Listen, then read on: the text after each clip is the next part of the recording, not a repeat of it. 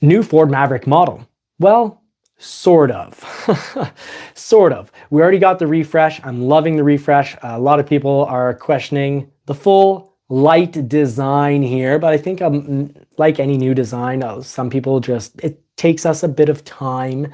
But as time goes by and as I see these, I'm liking it more and more. I'm thinking it's a really cool, fresh design without going all out. You know, it's not a Santa Fe. Sorry, not Santa Fe, a Santa Cruz, which I feel like Legend of Zelda there. You got triangles all over it. It is way out of there.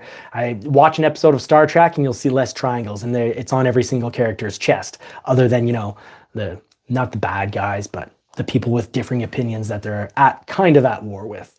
So you've got the Ford Maverick, and it's kind of coming out, other than the refreshed model, kind of coming out with a new Ford Maverick that could be very interesting because it will be a van, and it could really closely resemble the pickup. Rumors are having it that it's essentially kind of looks just like the Maverick in its current form, but with a bed topper. That's like basically closing off the box here and putting seats. And I kind of miss vans. Vans were super practical. As a kid, spent a lot of years in station wagons, and then vans. And I had a lot of fun. It's great having a lot of space. If you're a family man, you'll enjoy it. If you're a working man, a lot of people use vans as their work vehicle, even in construction. But imagine if the van actually has Ford Maverick capabilities, like 1,500 pounds of payload. So far, rumors are saying that it's essentially just a bed topping and then seats. So that could really help out families, could really help out businesses, because the price on this is great. Now, will it be all electric? Because already we know that Ford likes to reuse and kind of reuse platforms to save money. And on that note, you could very much use the same powertrains as the current Maverick. So a 2.5 liter all-wheel drive hybrid, a 2.5 liter four-cylinder hybrid front-wheel drive, a 2-liter EcoBoost engine. All very possible. But I know Ford has also been talking about two new electric trucks. So do they count the van as a truck, and would it be electric? Or would they make the Maverick, offer the Maverick maybe under a different name, but essentially Maverick platform, but electric? And would the van be electric?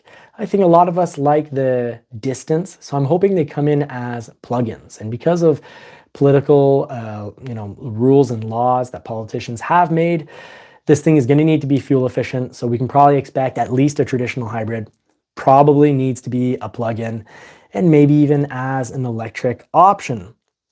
But I think this could be great. Space-wise, if you think the last 4.5 feet that are left, 2 feet behind the second row, if you've got another 2.5 feet behind, you start up with, or not even a foot in leg space, maybe 2 feet in leg space, and you've got another row that can be pushed down for, basically the same truck bed.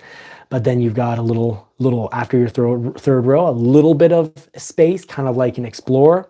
Could be very, and Peugeot saying, I'm out of my Vulcan mind. I wish. So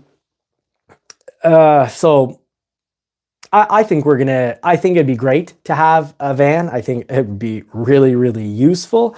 I had my doubts when they cut out the Transit Connect. I know that for the last few years, getting a Transit Connect was essentially a case of order one and forget about it, because you're probably not going to get it, even though they technically stopped producing them in 2023. Getting a Transit Connect in 2021 or 2022 or 2023 was pretty much forget about it. And the Transit Connect, there's demand for it. People that had them loved them. They wanted them. I had people that were pretty upset about the van, the Transit Connect in van version, like passenger van version.